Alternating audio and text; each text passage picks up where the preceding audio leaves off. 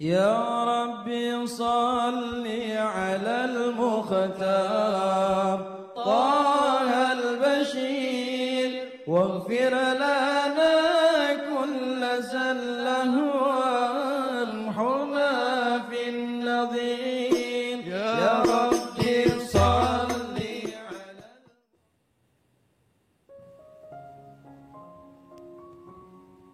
Bismillahirrahmanirrahim. Alhamdulillahirabbil alamin. Allahumma salli wa sallim ala sayyidina Muhammadin wa ala ali sayyidina Muhammadin miftahi babi rahmatillah adada ma fi ilmillah salatan wa salaman daimaini bidawami mulkillah. Assalamualaikum warahmatullahi wabarakatuh. Sahabat online yang dirahmati Allah, alhamdulillah kita bisa berjumpa kembali. Mudah-mudahan kita senantiasa diberikan kesehatan, umur panjang fi taatillah, juga senantiasa mendapatkan taufik dan hidayah dari Allah Subhanahu wa taala.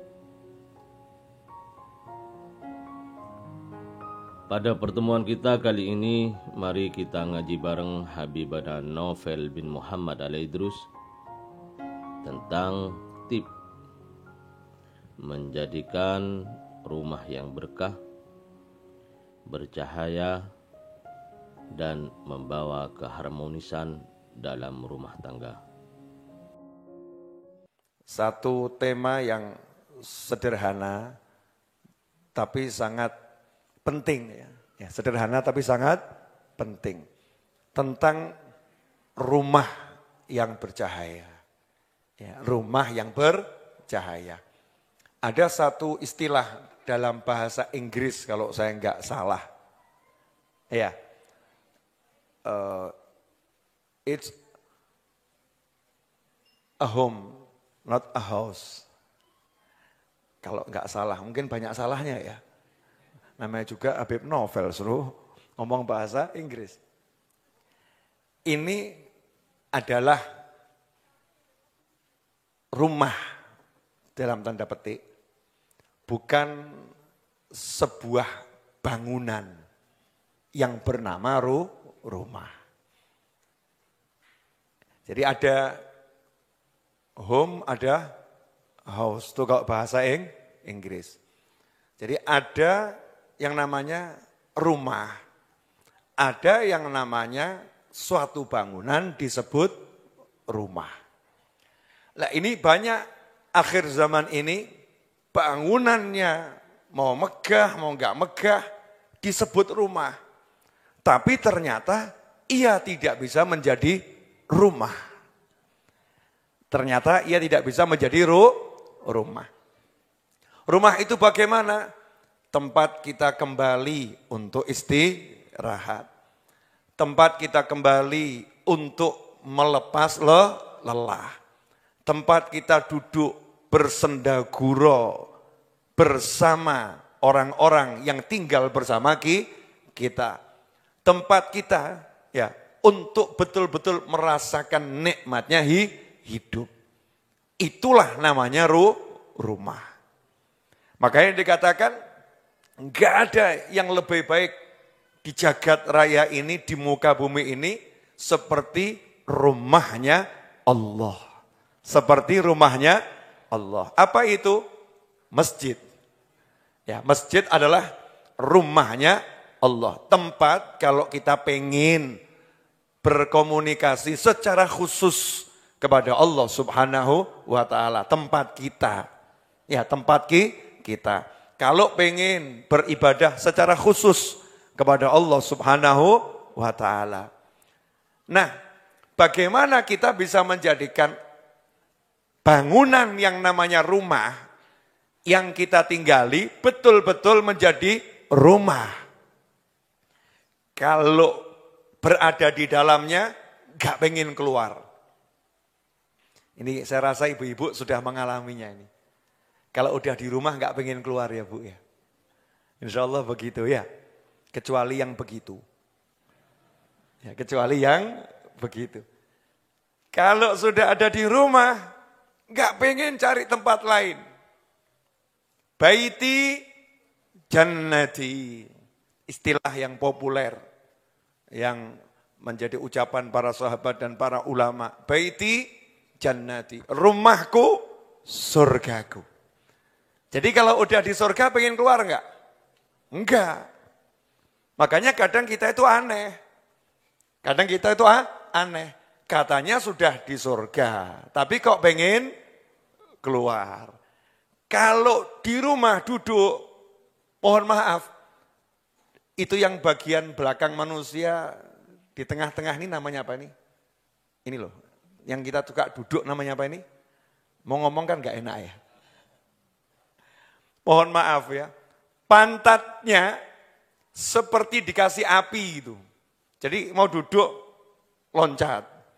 Ya, seperti di tempatnya, pantatnya duduk, ada pakunya. Jadi dia pengen segera bangun. Kepanasan, gak kuat kalau di rumah. Pengennya loncat, keluar terus. Ada enggak yang model begitu? Ada.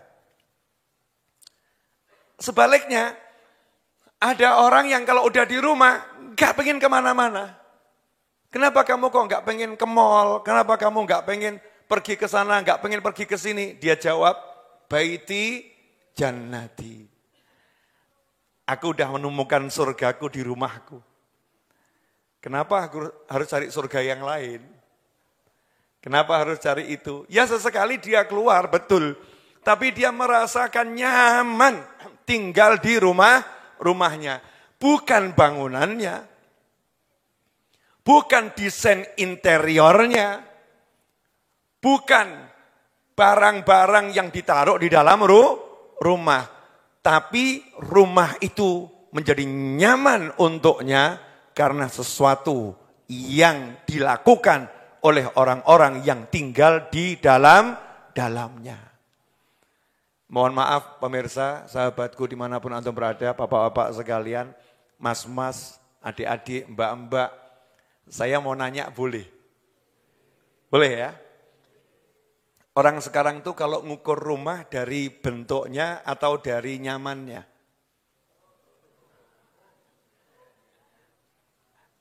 Desainnya, betul ya? Ukurannya, betul? Terus warna catnya, benar? Jadi misalnya ada istri, diajak tinggal di rumah luasnya 500 meter. Sama diajak di rumah ngekos 3x3. Kira-kira istrinya pilih mana? Jujur mawon. 500 meter. Kalau udah tinggal di 500 meter, pasti ada kebutuhan tambahan. Minta teman yang bantu untuk bersihkan. 500 meter. Setelah tinggal di rumah 500 meter, lihat jalan-jalan pergi rumah tetangga 1000 meter. Pengen punya enggak? Pengen. Sudah punya tempat tidur bagus, main ke rumah temannya, loh kok kasurnya lebih enak, ranjangnya lebih enak, pengen punya enggak? Pengen. Ini manusia. Jadi nyamannya itu dengan apa yang dirasakan oleh mata, dirasakan oleh telinga, dirasakan oleh fisiknya, bukan oleh ruhnya. Bukan oleh ruhnya. Sehingga kalau matanya melihat sesuatu yang dia anggap kecil, dia merasa sempit. Kalau badannya merasakan sesuatu yang dirasa keras, dia merasa sakit. Tidur kok sakit semua. Sementara sahabat Nabi Muhammad sallallahu alaihi wasallam rumahnya berdiri langsung nyentuh kepalanya ke atapnya, nyamannya luar biasa. Sementara sahabatnya Nabi Muhammad sallallahu alaihi wasallam tidur di lantai yang lantainya itu pasir setiap hari, nyamannya luar biasa. Sementara gurunya para sahabat, pemimpinnya para sahabat dan pemimpinnya kita semua, baginda Muhammad sallallahu alaihi wasallam tidur ranjangnya itu tempat tidurnya, alasnya itu, kasurnya itu, isinya pelepah kurma sehingga membekas di pipi Nabi Muhammad SAW. Tapi beliau merasakan nyamannya luar biasa. Why? Kenapa? Begitu berbeda kita yang mendapatkan kenyamanan fisik yang lebih dari sahabat, lebih dari kehidupan di zaman Nabi Muhammad SAW, tidak pernah bisa merasakan kenyamanan di rumahnya sendiri. Ding, ding, ding, ding, ding, ding. Ya. Why? Apa yang salah? Ya apa yang salah? Makanya sekarang ini kita perlu meriset diri kita sehingga hidup itu enak. Yang namanya enak gak perlu rumah besar. Yang namanya nyaman gak perlu interior yang luar biasa. Meskipun kalau rumahnya besar, manfaatnya banyak, ya insya Allah nambahnya nyaman. Kalau interiornya bagus, ya itu nambahnya nyaman. Tapi nyamannya enggak bergantung sama semua itu. Bukan itu. Ya bukan itu. Nah ini akan kita bahas. Gimana menjadikan rumah mungilmu menjadi surgamu. Apalagi rumahnya besar 5.000 meter. Majlis Ar-Raudhah. Nah ini teman-teman sudah tinggal di Majlis Ar-Raudhah. Ustaz Isni ya. Tinggal di Majlis Ar-Raudhah. Pusing. Kebesaran Bib. Nyapunya repot. Iya, nyapunya repot. Pondok pesantren majelis kan besar. Akhirnya pilih apa? Ya tinggalnya di kamar yang kecil. Lebih nyaman tinggal di kamar yang kecil. Daripada ya tinggal di kamar yang besar. Mana kamar yang besar? Musola. Gede kan musolanya ini. Musola. Lantai 3 besar. Kamar yang kecil bisa menemukan kenyamanan di situ. Abang becak. Masya Allah, becakku rumahku. Betul ya? Becakku rumahku. Kok Abe bisa bilang begitu? Oh, saya sering ketemu, tidurnya itu di mana? Di becak. Becaknya cukup dikerukupi dengan sarung sebagai selimut.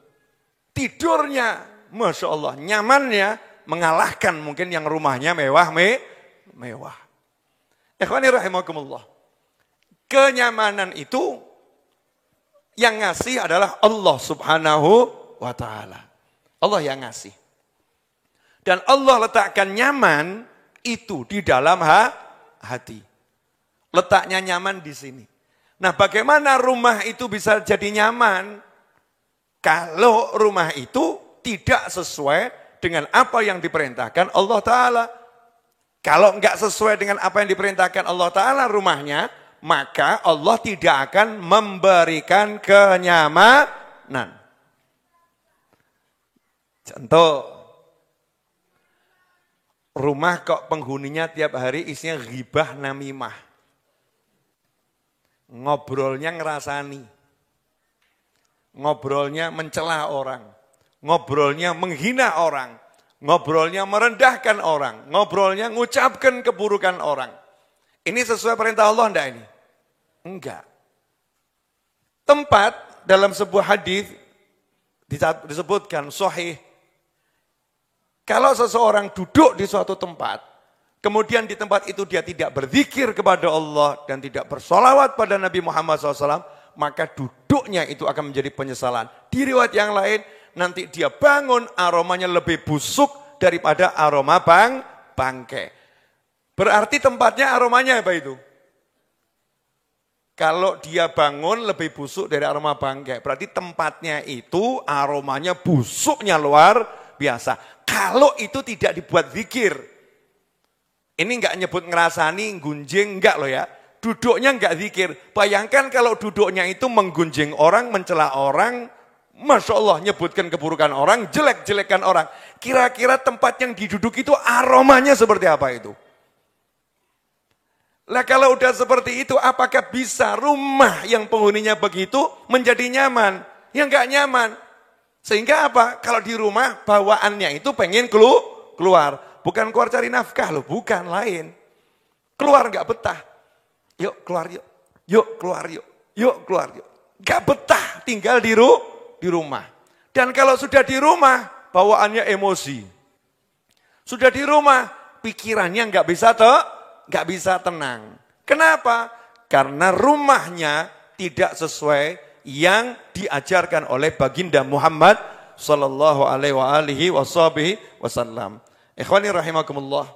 Maka untuk menjadikan rumah kita betul-betul nyaman, nomor satu syaratnya adalah dizikiri. Rumahnya dizikiri. Kalau rumahnya enggak dizikiri, enggak akan pernah nyaman. Makanya umat Islam di Indonesia pada umumnya, saya katakan pada umumnya karena enggak semuanya. Ya, pada umumnya. Kalau jenengan warga NU secara organisasi maupun tidak masuk dalam organisasi, tetapi amaliyahnya amaliyah Nahdlatul Ulama, atau jenengan bergaul dengan para habaib dan para kiai, maka setiap kali pindah rumah, langkah awalnya di rumah itu adalah dua hal yang dilakukan dan semuanya adalah dizikiri. Apa itu? Dibacakan maulid dan dibuat majelis khatmul Quran. Dikumpulkan orang untuk menghatamkan Al-Quran, dikumpulkan orang untuk dibacakan maulid, dibacakan sholawat di dalamnya. Orang yang nggak paham, nanya, mana dalilnya itu? Pindah rumah, kok pakai disolawati? Pindah rumah, kok pakai dibacakan Al-Quran? Dalilnya adalah bukan cuma pindah rumah, artinya memang rumah itu harus dibegitukan. Nah, pertama kali masuk ya langkahnya adalah memakmurkan rumah dengan zikir. Dalam hadis riwayat Imam Muslim, Rasulullah SAW bersabda, "Matsalul baitil ladzi yuzkarullahu fihi wal baitil ladzi la yuzkarullahu fihi matsalul hayyi wal mayyit." Permisalan rumah yang di dalamnya itu disebut nama Allah dengan rumah yang di dalamnya tidak disebut nama Allah, seperti permisalan al-hayyi wal mayyit, seperti yang sudah pernah kita bahas. Seperti permisalan orang hidup dibandingkan mayat. Jadi kalau orang hidup itu ya umumnya kan diajak duduk menyenangkan. Ya, ditemani orang hidup itu menyenangkan. Betul. Tapi kalau ditemani mayat, ngomong menyenangkan. Nanti saya minta tolong sama teman-teman yang punya rumah sakit, itu teman saya ada yang bilang kalau ditemani mayat menyenangkan. Saya titip ya 2 hari biar di kamar mayat. Untuk uji nyalinya. Menyenangkan enggak kira-kira gitu. Ini permisalan yang sangat jelas dari Nabi Muhammad SAW. Seperti orang hidup dengan mayat. Orang hidup itu membawa keceriaan. Mayat itu ya horor ya. Rasanya gitu ya. Rasanya begitu. Normal manusia. Normalnya manusia. Ada sesuatu kalau di dekat mayat. Ini mayat secara umum loh ya. Lain kalau mayatnya orang soleh. Beda. Itu termasuk yang dikecualikan. Mayatnya orang soleh. Oh, kuburannya orang soleh aja beda kok. Jangan kau nggak percaya itu masuk ke pemakamannya Sunan Kalijogo, pemakamannya Sunan Kudus, pemakamannya Sunan Ampel. Oh, itu di dalam kok rasanya nikmatnya luar biasa, nggak ada serem-seremnya. Betul ya? Mau jam 1 malam sendiri di situ ya nyaman-nyaman saja. Kenapa? Karena mayatnya nggak jadi mayat. Ya, lebih hidup daripada yang hidup. Balhum ahya. Mereka itu hidup, kata Allah Ta'ala. Allah yang bilang hidup. Berarti lebih-lebih hidupnya daripada orang-orang yang hidup. Jangan kamu samakan dengan pada umumnya mayat. Jelas sampai di sini? Jadi syaratnya biar rumahnya itu nyaman, nomor 1 apa? Dizikiri. Makanya awal pindah rumah dibacakan maulid, sholawat, dan khatmul Quran, serta semacamnya. Dan setelah itu berkesinambungan. Harus ada zikir di rumah. Harus ada zikir di rumah. Lah yang terjadi akhir zaman ini, zikir di rumah itu hampir hilang. Dulu saya masih kecil, saya masih ingat. Kalau di Kecamatan Pasar Kliwon. Ya, Kecamatan Pasar Kliwon. Itu kalau lewat ke rumahnya warga Pasar Kliwon sini, itu dari rumah itu terdengar kalau maghrib sampai isya itu ya. Kita misalnya habis maghrib mau pulang, nanti isya balik. Nah itu lewat rumahnya masyarakat terdengar suara Rotibul Haddad dibacakan itu. Ya, la ilaha illallah, la ilaha illallah, itu terdengar dari rumah-rumah. Tapi coba jenengan sekarang keliling kampung, maghrib sampai isya, yang terdengar apa? Saya enggak mau suudzon. Ya, buktikan sendiri. Artinya ada sesuatu yang bergeser. Kebiasaan zikir berjamaah di rumah itu sudah mulai hilang. Saya enggak mengatakan enggak berzikir, tapi yang tadinya zikir berjamaah yang indah itu hilang. Maka rumahnya ya sudah enggak akan nyaman kalau seperti itu. Tempat kumpulnya siapa itu? Kalau rumah enggak dizikiri, tempat kumpulnya siapa? Ya, berarti yang kumpul di situ bukan saya yang ngomong loh tadi ya. Yang ngomong jenengan sendiri ya. Tempat kumpulnya berarti yang di situ.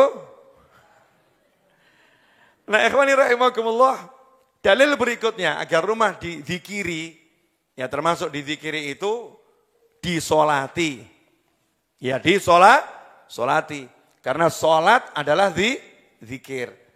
Kita diperintahkan oleh Nabi Muhammad SAW solat 5 waktu berjamaah di masjid.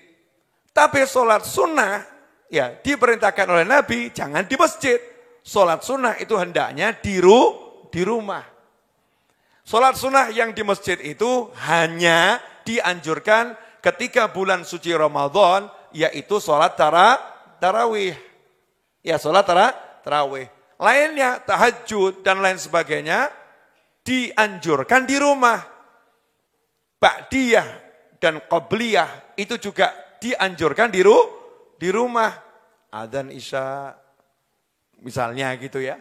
Atau adzan zuhur, qobliyah dulu. Kalau emang di pasar, di tokonya, qobliyah di tokonya. Biar tokonya ada cahaya sholat. Setelah itu jalan, ya masuk masjid, tahiyatul masjid. Kemudian duduk, nunggu qomat. Kemudian qomat, sholat fardu. Setelah itu ba'diyahnya pulang ke rumah. Ba'diyahnya di rumah. Begitu yang sebetulnya itu disunnahkan oleh Nabi Muhammad SAW. Untuk memperbanyak sholat sunnah di mana? Di rumah. Tapi ulama mengatakan, lah kalau kamu udah paham kalau pulang gak bakal sholat. Ya, udah paham kalau pulang gak bakal sholat, ya sudah, qobliyah dan ba'diyahnya di masjid saja. Nanti di rumah sholat yang lain. Makanya kalau nyimak pengajian saya sampai tuntas. Jangan giliran depan dipotong. Ya, nanti akhirnya salah paham, akhirnya gagal paham. Lanjut. Dalam hadis riwayat Imam Muslim, Nasa'i dan Tirmidzi dari sahabat Abu Hurairah radhiyallahu taala anhu, anna Rasulullah SAW qala la taj'alu buyutakum maqabir inna syaitan yafirru minal bait alladhi tuqra'u fihi suratul Baqarah. Ya, ini disebutkan oleh Abu Hurairah radhiyallahu anhu bahwasanya baginda Muhammad SAW menyatakan dalam riwayat Muslim, Nasa'i dan Tirmidzi, jangan jadikan rumahmu seperti pemakaman-pemakaman yang ada. Pemakaman yang ada itu ramai atau sepi? Sepi kan umumnya, kecuali hari ziarah ya. Sepi, sunyi. Jangan jadikan rumahmu itu sunyi dan menakutkan seperti pemakaman. Iya, jangan jadikan rumahmu sunyi dan menakutkan seperti pemakaman. Karena sesungguhnya setan itu akan lari meninggalkan rumah yang di dalamnya dibacakan surat Al-Baqarah.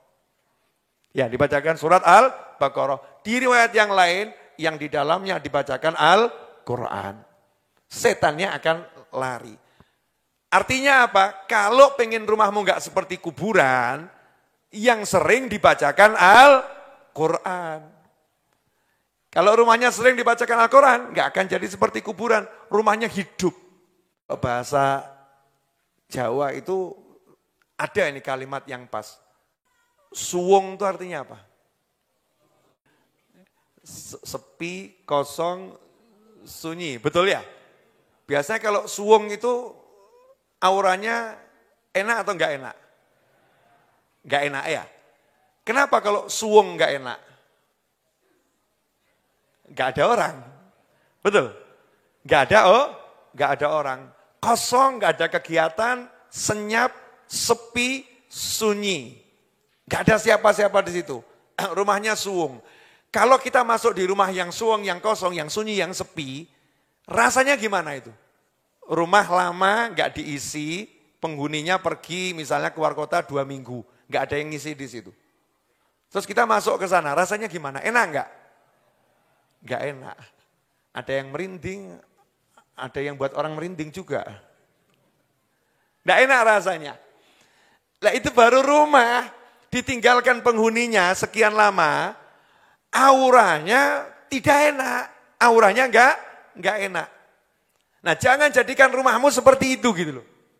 Jadikan rumahmu itu berenergi. Jadikan rumahmu itu punya aura yang positif, yang menyegarkan. Caranya bagaimana? Bacakan Al-Quran. Nah ini jadi masalah, bacanya cuma Ramadan. Di luar Ramadan enggak ngaji di rumahnya.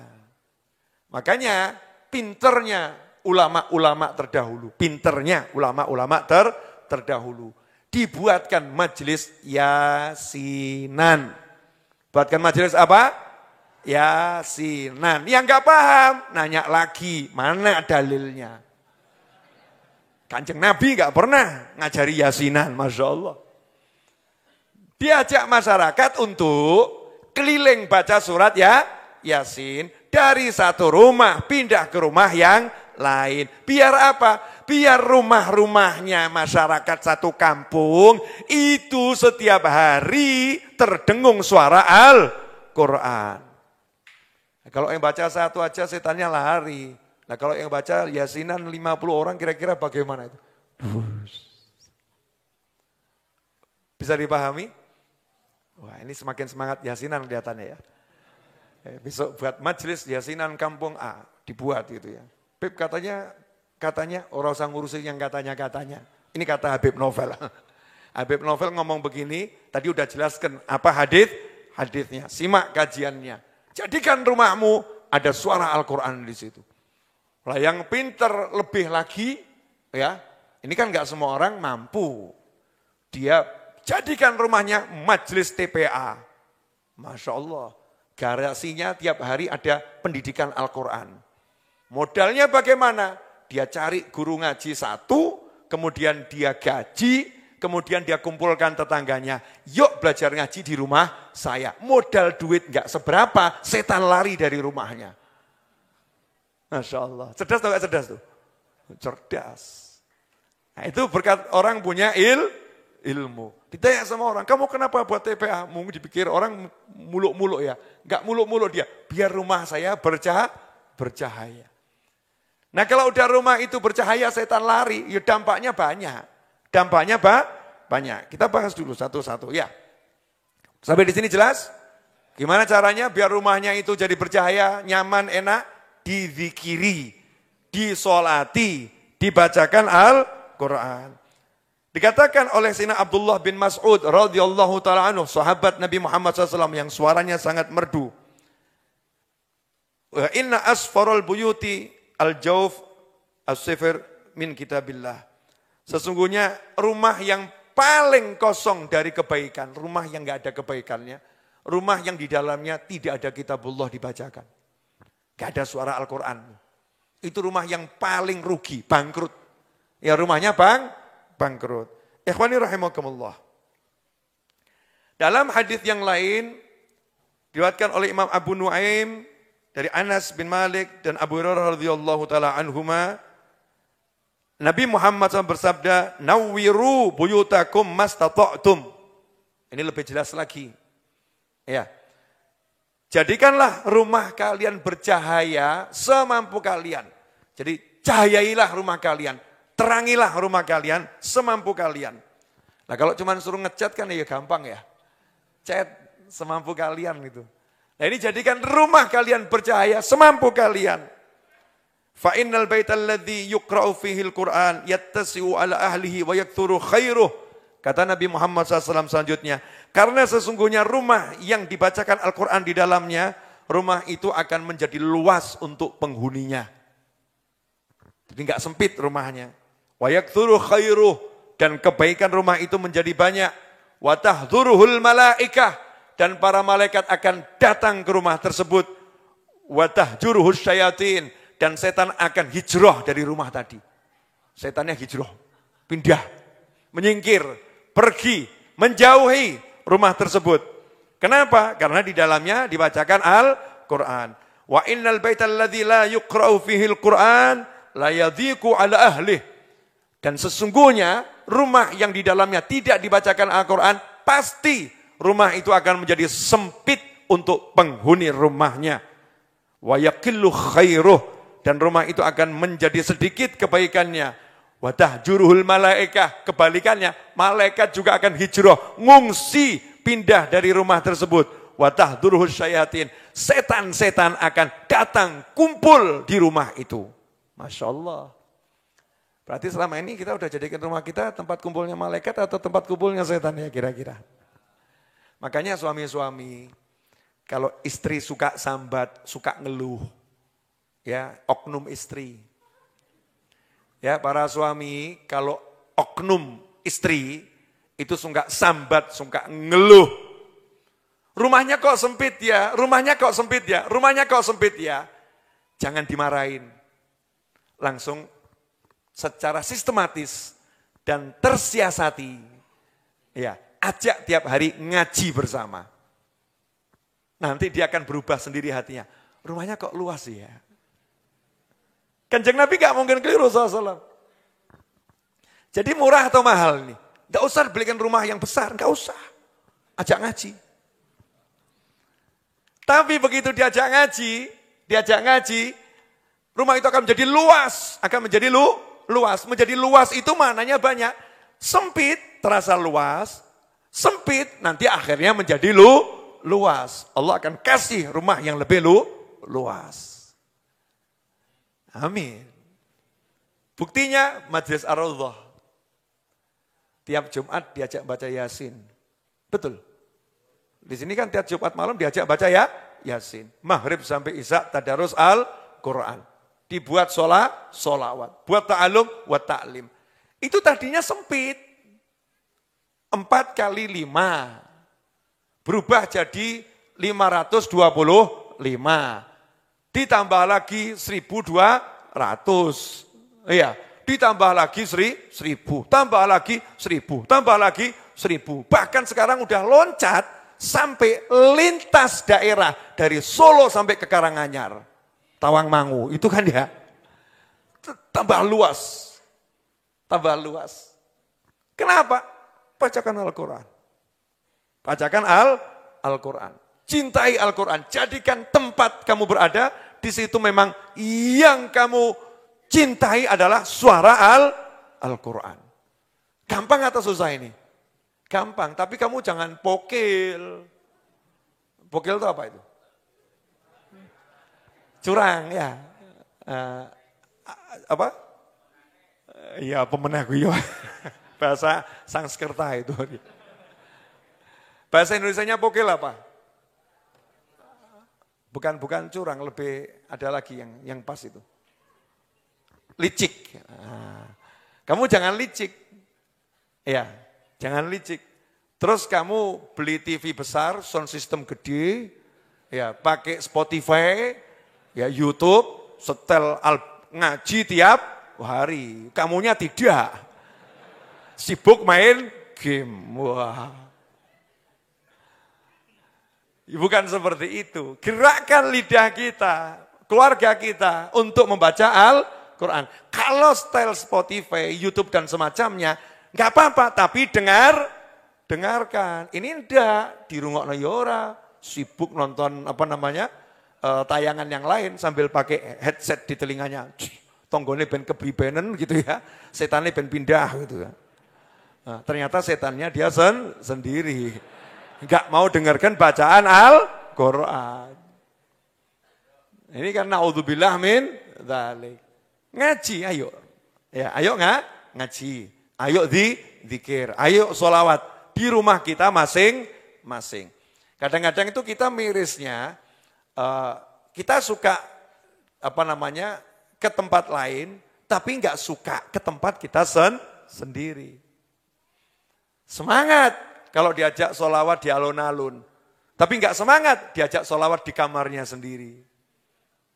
Lu bagus, mau sholawat di alun-alun bagus atau nggak bagus? Bagus. Cuman sayang, alun-alunnya bercahaya, kamarnya gelap gulita. Mestinya bagaimana?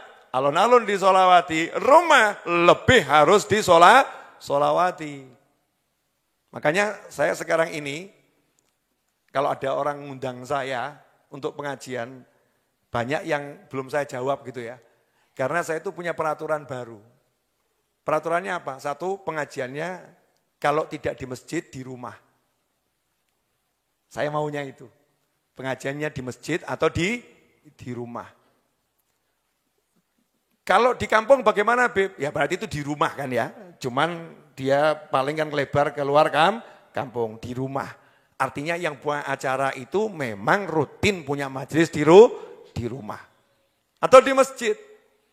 Ya, karena kalau di masjid itu lain. Tempat kumpulnya malah malaikat. Yang datang itu ya insya Allah betul-betul niat cari ilmu. Dan adabnya lebih bisa kita atur. Itu kalau saya. Karena usia udah semakin tua. Ya usia udah semakin tua. Kalau yang masih muda-muda, oke lah dimanapun silahkan. Kalau seperti saya ini udah tambah umur. Ya sengaja saya belum semiran biar kelihatan semakin tua. Sesekali biar dirinya sadar dan yang lain sadar juga. Nah, lanjutkan. Dalam hadis yang lain dari Sayyidatuna Aisyah radhiyallahu taala anha, al-baitul ladzi yuqra'u fihi al-Qur'an yatara'a li ahli sama' kama tatara'a an-nujumu li ahli al-ard. Wah ini. Rumah yang di dalamnya dibacakan Al-Qur'an, rumah itu bercahaya. Seperti bintang-bintang di langit bercahaya. Bercahaya bagaimana? Rumah-rumah itu bercahaya menyinari penghuni langit seperti bintang-bintang bercahaya menyinari penghuni bumi. Berarti cahayanya besar atau kecil? Besar. Gede. Kemarin saya beli teropong. Ya, untuk apa? Tadabbur langit. Ya, tadabbur langit karena termasuk diperintahkan kita tuh lihat langit, melihat keindahan yang ada di langit, kemudian mengagungkan Allah Subhanahu wa taala. Ternyata bintang yang di langit itu kalau dilihat ya indah gitu. Sinarnya sampai ke sini. Nah, terus saya bayangkan kira-kira saya ini kalau dilihat malaikat itu indah enggak ya? Rumah saya kalau dilihat malaikat indah atau tidak? Jangan-jangan peteng dedet. Nah kalau gelap gulita lah mbok teropongnya regane pira gak ketokan betul ya.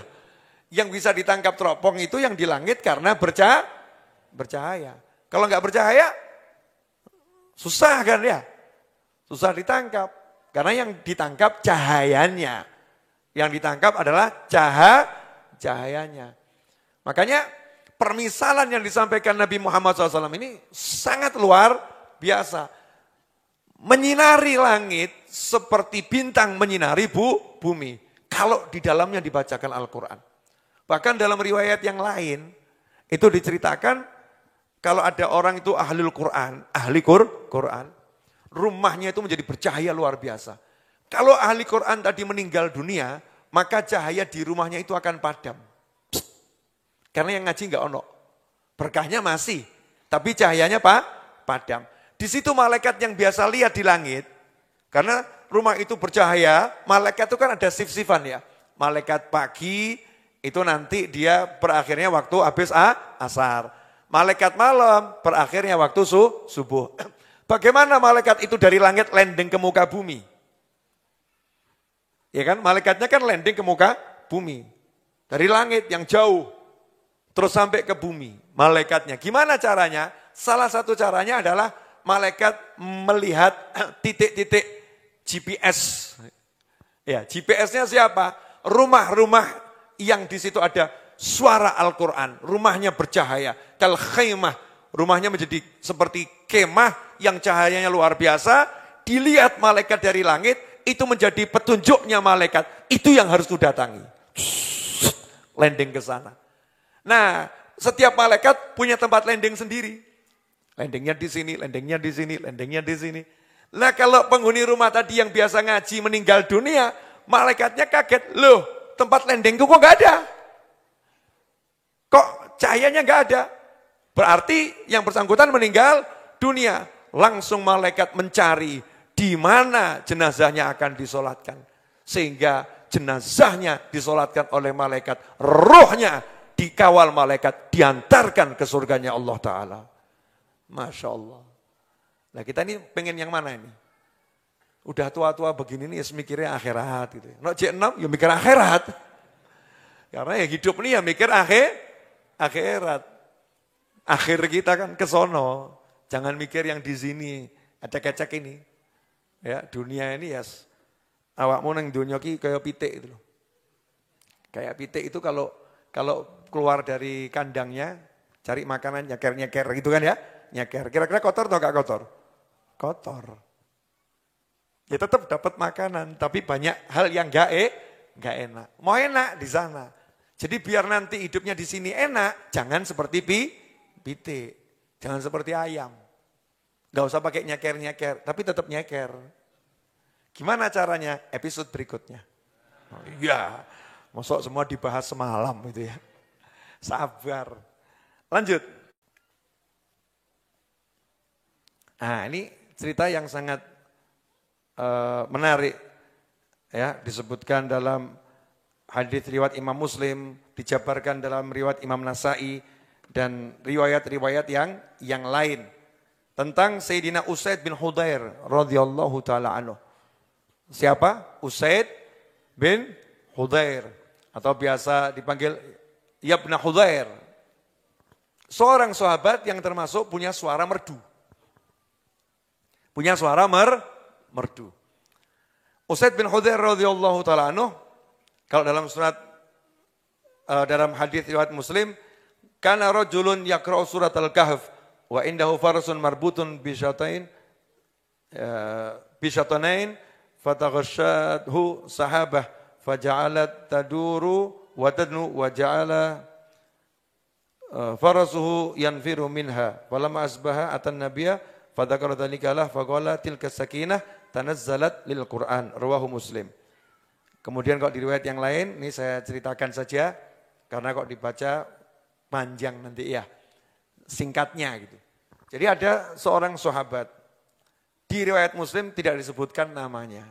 Tapi kalau kita baca syarah hadisnya, baik tentang Muslim ini atau hadis yang lain, sahabat tadi adalah Usaid bin Hudair radhiyallahu ta'ala anhu. Beliau punya rumah kecil, ya punya rumah kecil dan punya anak yang masih balita namanya Yahya. Anak masih balita namanya Yahya. Usaid bin Hudair ini suaranya merdunya luar biasa dan hobinya baca Al-Quran. Ya hobinya baca Al-Quran. Jadi udah ngaji itu ya dinikmatinya luar biasa.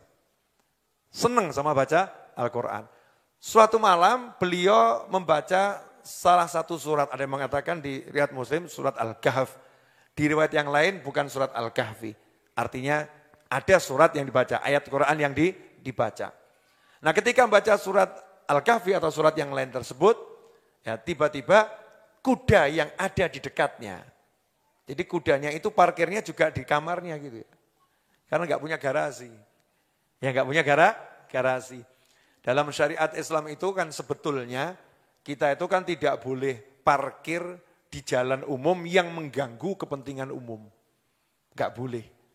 Ya di jalan umum yang mengganggu kepentingan umum. Nggak boleh. Jadi kalau punya mobil ya harus punya garasi. Ya kecuali kalau warga mengizinkan. Ya warga mengizinkan. Nah itu diizinkan. Tapi kalau nggak diizinkan warga, maka dalam syariat Islam itu tidak boleh. Itu indahnya syariat Islam mengatur kehidupan bermasyarakat. Nah ini sahabat nggak punya kandang khusus buat kudanya, ya diparkirkan di dalam itu. Nah anaknya lagi tidur balita.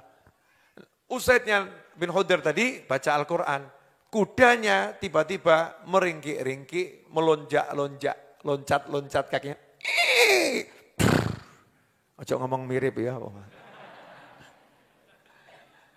Seperti itu kudanya. Gitu ya. Akhirnya berhenti Usaid bin Hudair. Kalau berhenti ngaji, ya ngawasi kudanya tuh. Ada apa ini kan berhenti. Tenang kudanya. Baca lagi. Loncat lagi.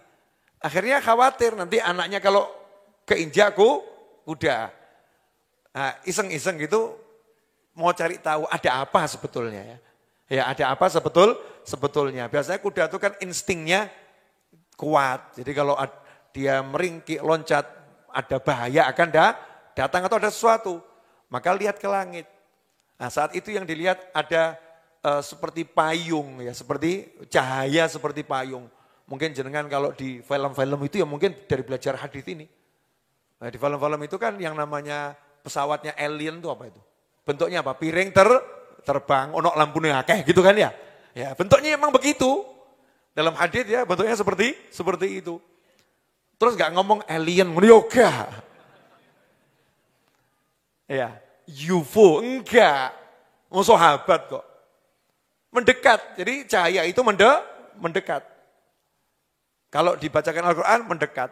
Berhenti, naik. Tapi karena takut kudanya nanti nginjak anaknya berhenti. Besok paginya kan sholat subuh di masjid bersama Nabi Muhammad sallallahu alaihi wasallam. Maka cerita kepada Nabi Muhammad sallallahu alaihi wasallam. Maka Rasul pun mengomentari kisahnya tadi dengan kalimat, ini beberapa hadis saya gabung jadi satu ya. Iqra ya ibn Hudair, Iqra ya ibn Hudair. Jadi Nabi seakan-akan lagi mendengarkan kisah tersebut, seakan-akan Rasul lagi berada malam hari di rumahnya Usaid bin Hudair, ya. Tapi Usaid bin Hudairnya berhenti ngaji, seakan-akan seperti itu. Baca lanjutkan, ojo mandek, lanjutkan tuh. Saking semangatnya Nabi Muhammad SAW mendengar kisah tersebut dan tahu. Kemudian Rasul ngasih tahu, itu yang turun itu malaikat. Yang turun itu malaikat as-sakinah. Malaikat yang khusus untuk majlis ilmu, majlis dzikir. Namanya as-sakinah. Malaikat yang bawa ketenangan. Dia datang karena mendengarkan indahnya suaramu membaca Al-Quran. Kalau kamu terus ngaji, ada lanjutannya. Kalau kamu terus ngaji, terus membaca ayat Al-Quran tersebut dengan suara yang merdu, malaikat datang, maka Rasul mengakhiri, walau qara'ta la asbanna suyanduruna ilaihim. Kalau kamu terus ngaji, maka besok pagi-pagi seperti ini, masyarakat akan bisa melihat malaikat berada di jalanan tadi itu. Bisa kelihatan oleh manusia dengan kasat mata. Masya Allah. Tapi ngaji ini yang penak. Wis suaranya gak penak, bengak-bengok. Ya malaikatnya ya datang, tapi ya malaikatnya kurang bersemangat ya kalau suaranya enggak bagus. Sebetulnya setiap orang kan punya suara bagus. Asal mau belajar. Nada yang sesuai. Ya, yang sesuai dengan bacaannya. Tapi bagus tuh bukan bagus cuman didengar telinga. Bagus secara ruhani. Nah, dan juga suara yang merdu itu akan membuat Nabi Muhammad SAW ikut mendengarkan. Diceritakan bahwasanya Sayyidina Abu Musa al-Asy'ari radhiyallahu ta'ala anhu itu membaca Al-Quran di rumahnya. Seorang sahabat yang suaranya merdu, baca Al-Quran di rumahnya dan mengumpulkan tetangga-tetangganya, teman-temannya. Yuk, semaan kalau bahasa Jawanya, semaan. Satu baca, yang lain hanya mendengarkan. Ayo, saya mau ngaji, kumpulkan. Nah itu yang datang semakin hari semakin banyak. Ya, semakin hari semakin banyak. Ada yang lapor pada Nabi Muhammad SAW. Abu Musa al-Asy'ari, ya buat sesuatu ya Rasulullah. Apa? Kumpulkan orang, terus dia bacakan Al-Quran. Kata Nabi SAW dalam sebuah riwayat, kalau begitu antarkan saya ke rumahnya Abu Musa, tapi saya mau duduk di kejauhan yang orang nggak tahu kalau saya hadir. Ya, jangan sampai ada yang tahu kalau saya hadir. Bisa Rasulullah, siap gitu. Berangkat malam-malam. Ya malam-malam berangkat. Jadi acaranya kapan tuh? Malam hari di rumah. Ya malam hari di rumah, bukan di masjid. Kenapa? Karena perintah Nabi Muhammad SAW, jadikan rumahmu itu jangan seperti kuburan. Maka tanpa Abu Musa lagi baca radhiyallahu anhu, Rasul mendengarkan dari jauh. Saking nikmatnya, padahal Al-Quran itu diturunkan kepada siapa? Nabi Muhammad SAW. Saking nikmatnya suara Abu Musa al-Asy'ari radhiyallahu anhu, Rasulullah SAW sampai akhirnya duduknya lama. Padahal malam itu giliran tidur di rumahnya Sayyidatuna Aisyah radhiyallahu taala anha. Ya sampai Nabi seakan-akan ya dalam tanda kutip lupa waktu gitu ya. Saking asyiknya nih. Al-Quran ya Al-Quran suaranya merdu. Nah terus Nabi SAW segera pulang. Ya segera pulang. Ditanya sama Sayyidatuna Aisyah. Ini kok keluar sampai larut malam kemana gitu. Nanya. Sampai larut malam kemana? Ke rumahnya Abu Musa. Dia baca Al-Quran. Aku senang di umatku ada seseorang yang diberi keindahan suara seperti suaranya Nabi Dawud alaihissalam. Diberi keindahan suara seperti suaranya Nabi Dawud alaihissalam. Nah itu besoknya dalam riwayat yang lain, Rasulullah SAW ngomong sama Abu Musa, tadi malam saya dengarkan suaramu. Ya, kamu dikasih suaranya Nabi Dawud, dipuji sama Nabi Muhammad SAW. Artinya bagus, lanjutkan, kegiatanmu teruskan, didukung oleh Nabi Muhammad SAW. Nah itulah makanya sampai sekarang ada namanya semaan Al-Quran di rumah. Ya ini salah satu dalilnya. Yang mau saya garis bawahi, ini sahabat berupaya mengumpulkan orang untuk baca Al-Quran di rumah. Dan ketika suaranya merdu, sampai-sampai Nabi datang, Nabi Muhammad SAW. Nah kalau suara kita memang merdu betul, maka tidak khayal. Kalau dari alam barzah, para aulia wassolihin yang arwah-arwah soleh yang dapat izin untuk mengelilingi jagat raya ini, dengar suara kita, mampir ke rumah kita. Sampai-sampai semoga suatu saat baginda Muhammad SAW mampir ke rumah kita. Itu kan nikmatnya luar biasa. Dengar suara yang merdu. Apa komentar Abu Musa Asy'ari radhiyallahu anhu ketika mendengar seperti itu? Dalam satu riwayat dikasih tahu sahabat, tadi malam Sayyidatuna Aisyah sama Rasulullah lewat, ya ada beberapa kejadian ya. Rasulullah sama Sayyidatuna Aisyah lewat depan rumah Abu Musa al-Asy'ari radhiyallahu taala anhu, suaranya lagi baca Al-Quran terdengar sampai luar, merdunya luar biasa. Berhenti beliau berdua ini mendengarkan kemerduan suara Abu Musa al-Asy'ari radhiyallahu taala anhu baca Al-Quran. Nah dikasih tahu semalam Rasulullah SAW, Aisyah dengarkan suara kamu baca Al-Quran. Apa kata Abu Musa? Kalau saya tahu Rasulullah dengarkan, akan saya tak pol-pol naik gitu. Jadi yang semalam itu belum seberapa. Masya Allah. Kalau buat Rasulullah ya akan saya maksimalkan keindahan suara saya. Yang semalam itu belum seberapa. Dalam riwayat yang lain, Nabi SAW itu kalau dalam peperangan gitu ya, kan sahabat buat kemah. Nabi SAW tahu itu kemahnya Abu Musa al-Asy'ari dan kaumnya dari kemerduan suara Al-Quran Abu Musa dan kaumnya. Sampai Rasul keluar nyari itu. Indahnya di situ. Ikhwani rahimakumullah. Singkatnya. Man shalla minkum bil-lail falyajhar bi qiraatih fa innal malaikata tusalli bi salatih wa tastami' li qiraatih wa inna mu'minil jin alladzina yakununa fil hawa wa jiranahu ma'ahu fi maskanihi yusalluna bi salatih wastami'una li qiraatih wa annahu yantaridu bi jahrihi fi qiraatih andarihi wa anid-dur allati haulahu fusakul jin wa maradatus syayatin.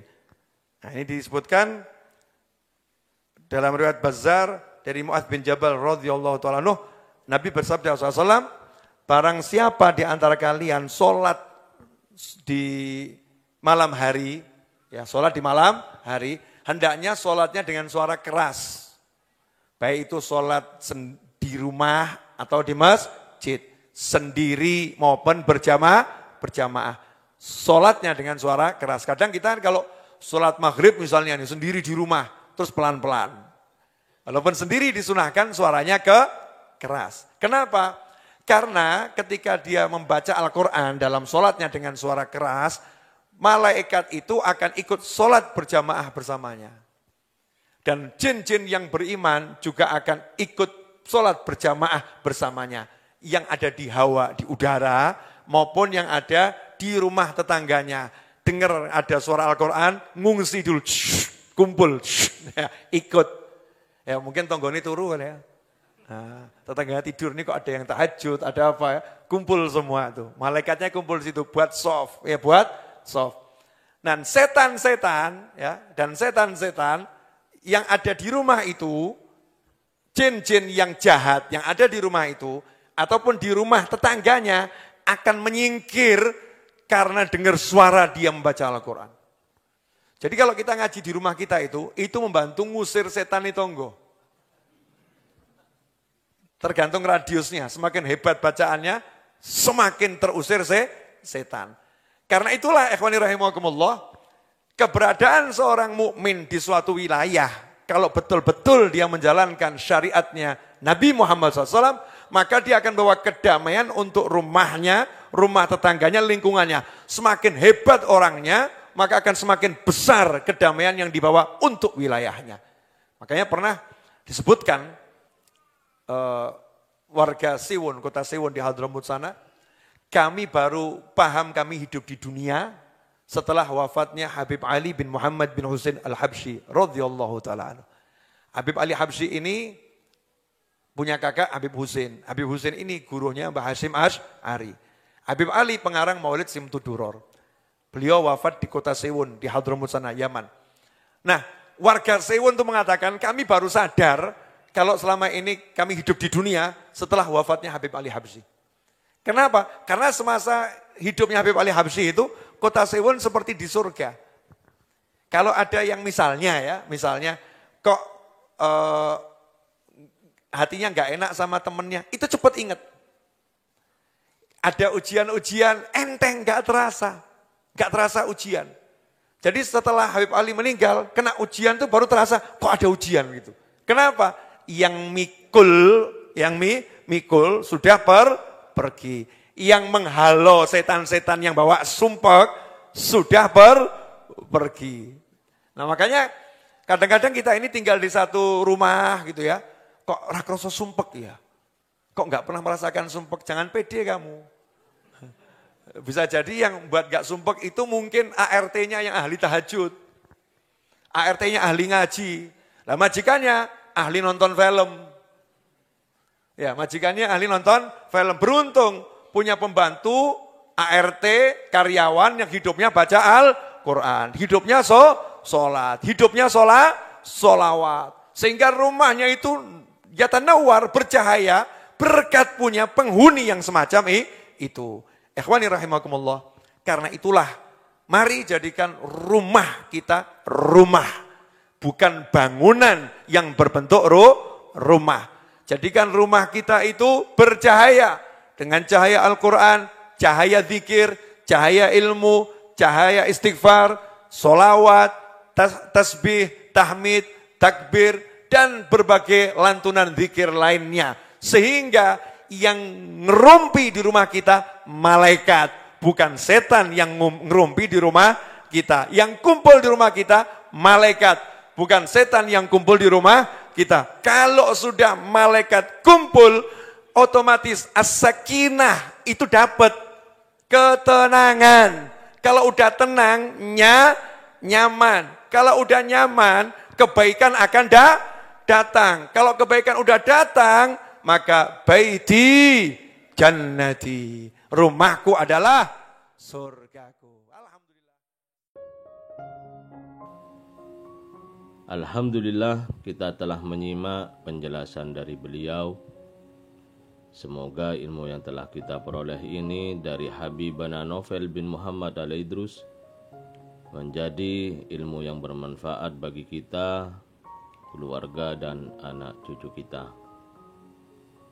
Semoga kita bisa meneladani dan mempraktekkan dari apa yang telah beliau sampaikan. Kebanyakan orang memiliki pemikiran bahwa rumah yang besar dan mewah merupakan faktor adanya kebahagiaan dalam rumah tangga. Faktanya, tidak begitu. Karena banyak keluarga yang tinggal dalam sebuah rumah yang megah dan mewah, serta ekonomi yang melimpah. Tapi perselisihan dan percekcokan masih kerap terjadi. Sebaliknya, ada keluarga yang hidup di dalam rumah yang terkesan sederhana, ekonomi yang pas-pasan, tapi keluarganya harmonis dan damai, tanpa adanya pertengkaran yang dapat merusak hubungan rumah tangga mereka. Dari sini dapat kita simpulkan bahwa rumah tangga yang harmonis bukan bersumber dari rumah mewah, harta yang melimpah, dan lain sebagainya, melainkan bersumber dari hati yang tentram, sebab terdapat cahaya keimanan yang terpancar dari rumah yang ditempatinya. Lantas bagaimana cara menciptakan rumah yang penuh keberkahan, rumah yang terpancar cahaya di dalamnya, sehingga tercipta rumah tangga yang harmonis, bahagia, dan tentram? Habib Novel bin Muhammad Al-Idrus menerangkan bahwa pertama, jadikan rumah kita sebagai tempat untuk sholat sunnah. Jika kita hendak melakukan sholat sunnah, baik qobliyah atau ba'diyah, sholat tahajud dan lain-lainnya, dianjurkan dikerjakan di rumah.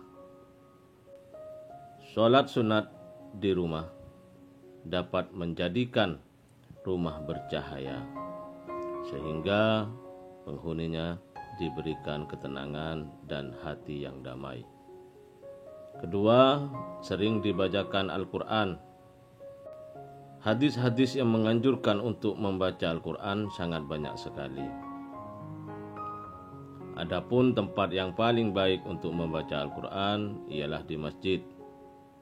Selain itu, membaca Al-Quran sangat dianjurkan di dalam rumah, sebagaimana diriwayatkan oleh Sayyidina Abu Hurairah.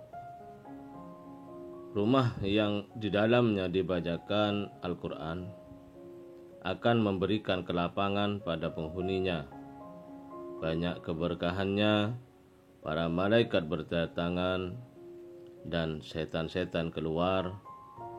Sedangkan rumah yang di dalamnya tidak dibacakan Al-Quran memberikan kesempitan terhadap penghuninya, sedikit kebaikannya, keluarnya para malaikat dan setan-setan berdatangan. Hadis di atas memberikan gambaran pentingnya membaca Al-Quran di dalam rumah, karena selain mendatangkan sebuah keberkahan dengan didatangi para malaikat, juga dapat mengusir setan-setan yang merupakan sumber dari segala kejelekan. Dan ketiga, memperbanyak zikir di dalam rumah, juga memperbanyak sholawat. Mari jadikan rumah kita bercahaya dengan sholat, amalan di waktu-waktu malam, lantunan Al-Quran, zikir, juga dengan sholawat. Inilah konsep baiti jannati, rumahku, surgaku. Semoga oleh Allah Ta'ala kita dijadikan min ahli Al-Quran, min ahli zikir, min ahli sholawat, serta istiqomah dalam ketaatan. Dan semoga segala hajat baik kita segera dikabulkan dan diwujudkan, serta usaha kita diberikan kesuksesan dan keberkahan oleh Allah Ta'ala. Amin ya Rabbal Alamin. Wallahu a'lam bishawab. Semoga barokah dan manfaat. Assalamualaikum warahmatullahi wabarakatuh.